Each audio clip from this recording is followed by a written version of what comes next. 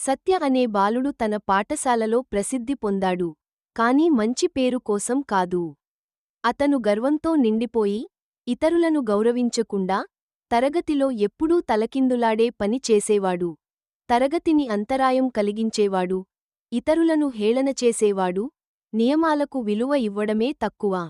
ఒకరోజు, సత్య అధికంగా శ్రద్ధగా లేకపోవడంతో, ప్రిన్సిపల్ అతని తల్లిదండ్రులను పిలిపించాడు. ఆఫీసులో గంభీరమైన స్వరంతో ప్రిన్సిపల్ అన్నారు.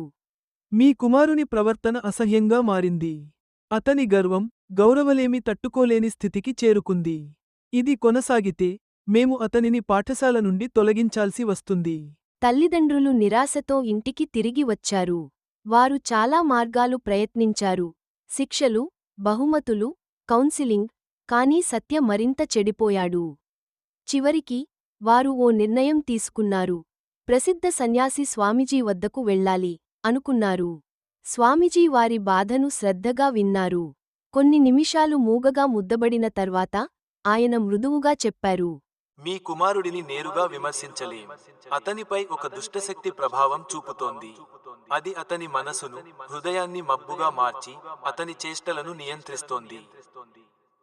తల్లిదండ్రులు దిగులుపడ్డారు. స్వామీజీ, దయచేసి మేము ఏం చేయాలో చెప్పండి అని వారు వేడుకున్నారు.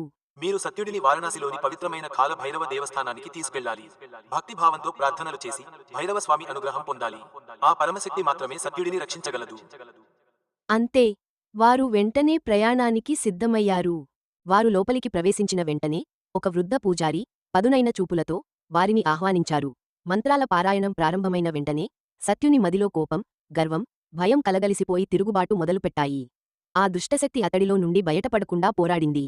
దేవరాజ, సేవ్యమాన, పావనాంగ్రి, పంకజం, వ్యాళయజ్ఞ, సూత్రమిందు, శేఖరం కృపాకరం, నారదాది, యోగి బృంద, వందితం దిగంబరం, కాశికాపురాధినాథ కాలభైరవం భజే. అలా కాలాభైరవ అష్టకం చదివిన వెంటనే సత్య నేలపై కూలిపోయాడు. కొద్దిసేపటి తర్వాత అతడు మెలకువ వచ్చాడు. ప్రపంచం అప్పుడిప్పుడే స్పష్టంగా కనిపించింది. అతని మనస్సు ఒక తేలికదనం పొందింది. అతడు తన తల్లిదండ్రులను చూసి కన్నీళ్లతో నమస్కరించాడు. ఇది ఎలా సాధ్యం ఏంది అని తల్లిదండ్రులు అడుగుటారు. అప్పుడు స్వామీజీ, అహంకారం మనిషిని చీకటిలోకి లాగుతుంది.